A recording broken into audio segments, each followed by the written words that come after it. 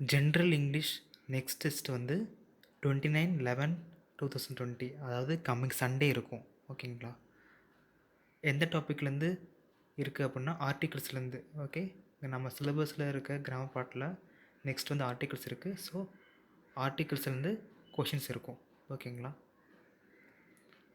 ஆக்சுவலாக ஸ்கூல் புக்கை பொறுத்த வரைக்கும் ஓல்டு 10th புக்கில் ஆர்டிகல்ஸ் பற்றி பேஜ் நம்பர் 174 கொடுத்துருக்காங்க.